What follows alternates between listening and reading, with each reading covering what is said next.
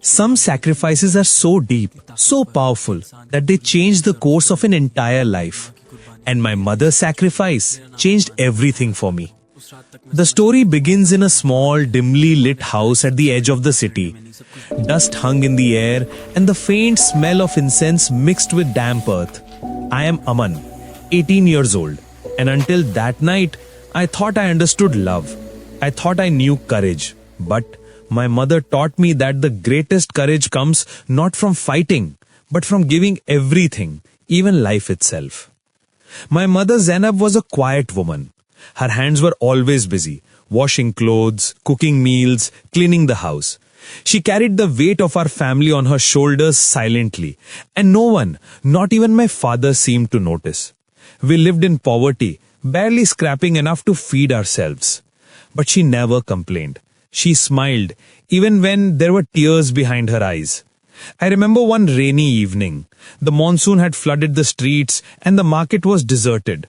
I returned from school, shivering, and saw her standing outside our small house holding a basket of vegetables.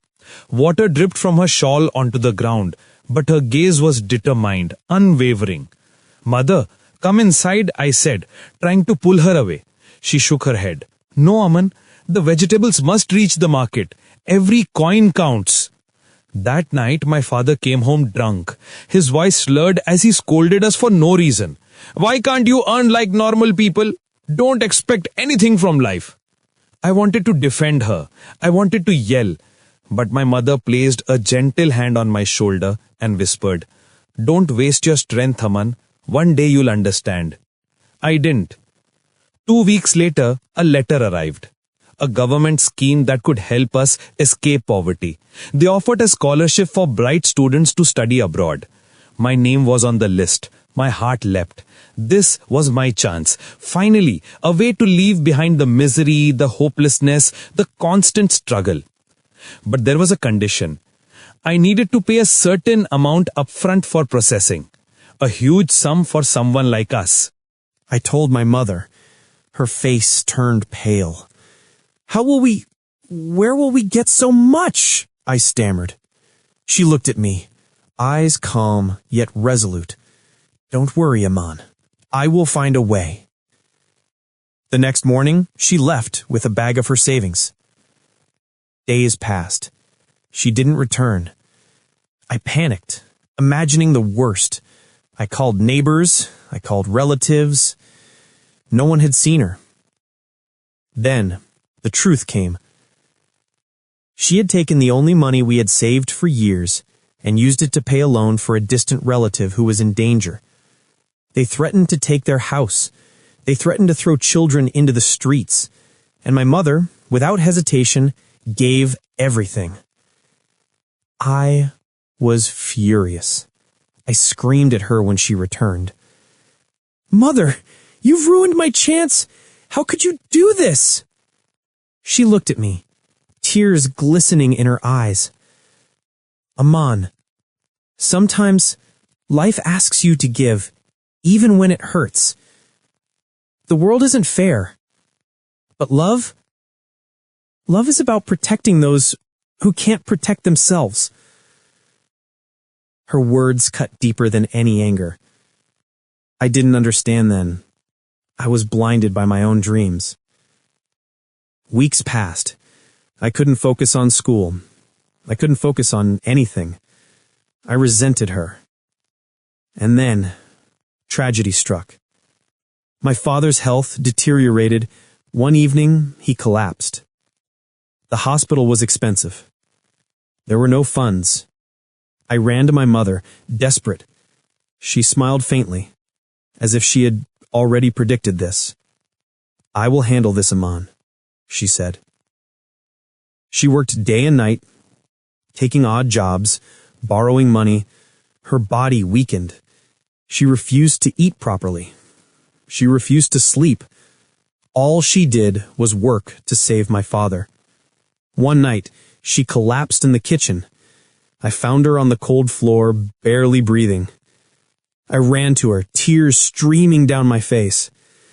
"Mother, wake up! Please!" She held my hand and whispered, "Aman, live. Don't waste your life hating the world. Live for us. Live for what's right." By morning, she was gone. The grief consumed me. I cried for days. I blamed the world. I blamed myself. I blamed her. How could she leave me alone in this harsh life? But as the days passed, I began to understand. Every sacrifice she had made, every struggle she had endured, it was all to ensure I had a chance at life. She had given everything, even her own health, her own future, to protect me. I returned to school with a heavy heart, but a renewed determination. I worked harder than anyone else, carrying her lessons in my mind. She had sacrificed everything. Now it was my turn to honor her. One evening, years later, I received a letter. My scholarship application had been approved retroactively. They recognized my academic records. I could go abroad. I could escape poverty.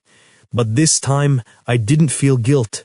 I felt her presence in every decision I made. Before leaving, I visited her grave, the small, humble grave in the city cemetery. I knelt and whispered, "Mother, you gave everything for me. I promise I will live a life worthy of your sacrifice. I will never forget you." As I walked away, a gentle wind brushed my face. It felt like her hand resting on my shoulder, guiding me, reminding me that true love and sacrifice have the power to change lives. Even in death, she had given me life. Even in silence, she had spoken the loudest. The world can be cruel, it can be unjust, but the love of a mother, the ultimate sacrifice, can turn despair into hope, grief into strength, and poverty into opportunity.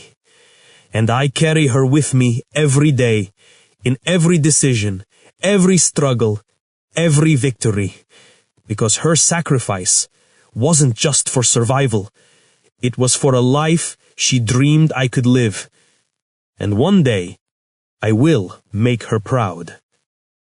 Her sacrifice changed everything, and her love will never be forgotten. The end.